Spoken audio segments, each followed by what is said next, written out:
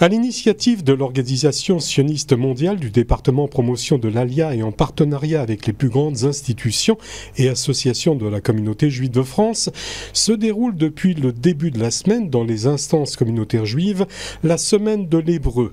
C'est dans ce cadre que sera projeté dimanche 1er décembre à 14h30 au centre communautaire ACI de Cannes le film israélien Tel Aviv on Fire.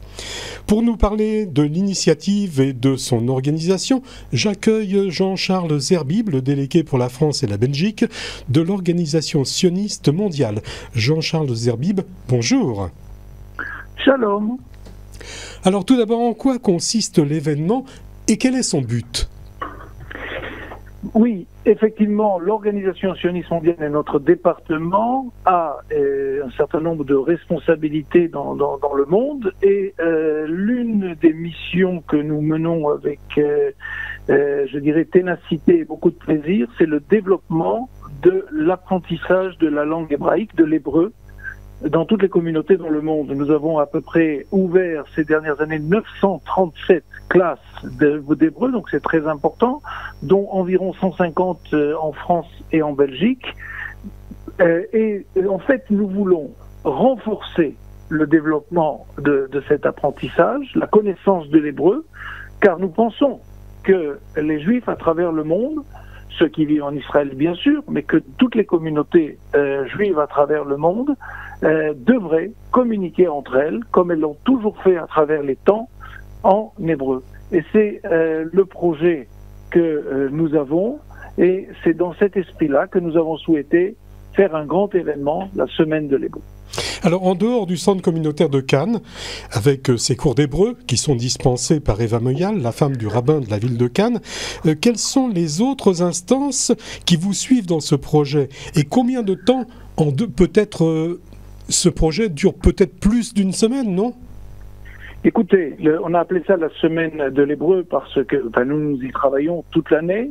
Et quand on parle de partenariat, il faut bien comprendre que nous parlons pendant cette semaine de plus de 80 événements différents à travers toute la France et la Belgique mis en place, que ce soit dans le domaine culturel avec le cinéma, comme ce dimanche à Cannes, mais aussi il y a eu cette semaine une conférence à Marseille au Centre Flegg, il y a un symposium avec l'Institut Wiesel à Paris, il y avait une soirée avec un journaliste israélien que nous avons fait venir spécialement, Gil Chovav, qui est l'arrière-petit-fils de Eliezer Ben Yehuda, qui a circulé aussi dans un certain nombre d'écoles juives de la région parisienne. Mais nous avons aussi des activités, par exemple, nous avons fait une soirée dans la grande tradition israélienne de Shira Betzivur, où tous ensemble, avec un orchestre, Ilana Shoshan et un orchestre, nous avons chanté tous ensemble. Donc il y en a pour tous les goûts, pour toutes les couleurs et pour tous les âges. Et ce dimanche, alors qu'à Cannes il y aura ce film, Tel Aviv on Fire, eh bien les mouvements de jeunesse se sont mobilisés, pour certains à travers des activités, pour d'autres des ateliers, tout cela autour de l'hébreu. Et si je prends l'exemple par exemple des éclaireurs israélites de France, ils réunissent tous leurs groupes dans la grande synagogue de la Victoire à Paris pour des ateliers d'hébreu, de connaissance de l'hébreu, et ça va se terminer par une inauguration d'un tout nouveau Sefer Torah où, comme vous le savez, on garde toujours quelques lettres hébraïques à écrire à la fin d'un Sefer Torah. Donc vous voyez de multiples activités.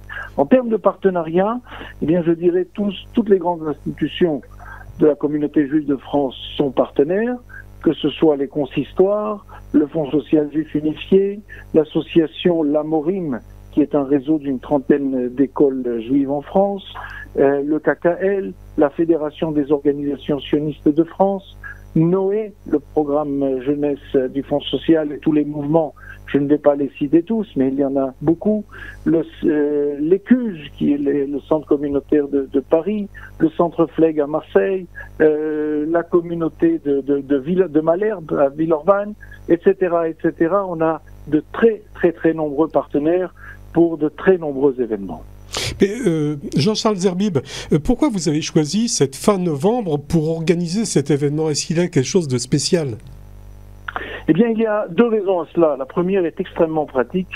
Vous savez que le mois d'octobre était le mois des fêtes juives. Il est difficile après 2 mois de vacances, juillet, août, et le mois de septembre qui est la rentrée et les fêtes d'octobre. Donc, pour ne pas non plus gêner au mois de décembre où beaucoup pensent soit aux vacances, soit aux fêtes de Hanouka, il y avait cet aspect technique de l'organiser fin novembre. Mais il y a une autre raison à cela, c'est qu'il y a une date historique importante du point de vue du mouvement sioniste, qui est la date de Kaftet Benovember, du 29 novembre, qui est la date où l'ONU a décidé en 1947 du plan de partage de ce que l'on appelait alors la Palestine mandataire, le plan de partage de la Palestine avec d'un côté un État pour les Juifs d'Israël et un État pour les Arabes de Palestine, qui ont refusé cet accord. Nous l'avons accepté, et donc c'est pour nous un moment important puisque les nations ont officiellement souhaité la création de l'État d'Israël. Jean-Charles Zerbib, est-ce que vous avez d'autres programmes, d'autres animations prévues par l'Organisation sioniste mondiale dont vous pourriez nous entretenir et qui se dérouleraient dans le futur ? Oui, alors évidemment, d'abord, premièrement, j'invite tous nos auditeurs à s'inscrire dans les classes d'Ulpan parce que c'est la base. À partir de là, il y aura les différentes activités. Nous avons des tournées de conférenciers, d'intervenants qui viennent spécialement d'Israël, qui en principe ont eux-mêmes fait leur alia et ont réussi chacun dans leur domaine.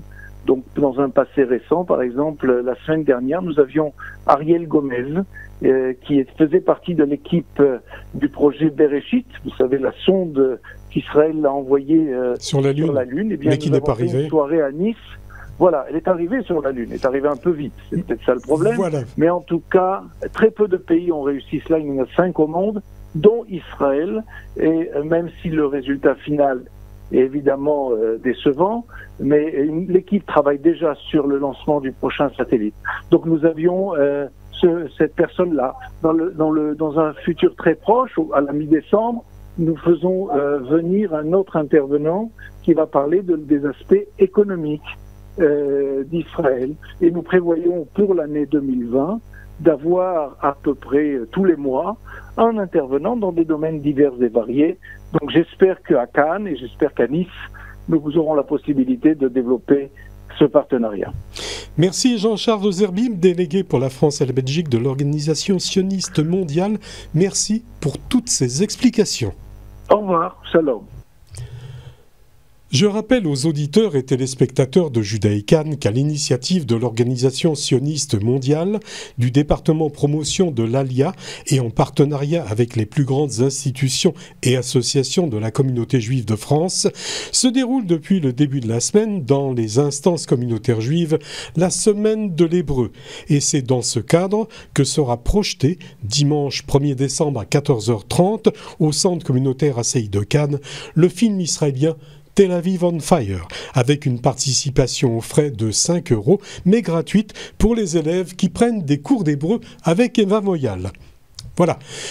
Restez avec nous dans quelques instants. Je reçois Claudia Shoshana, présidente de la loge Mnebrit Shalom Cannes.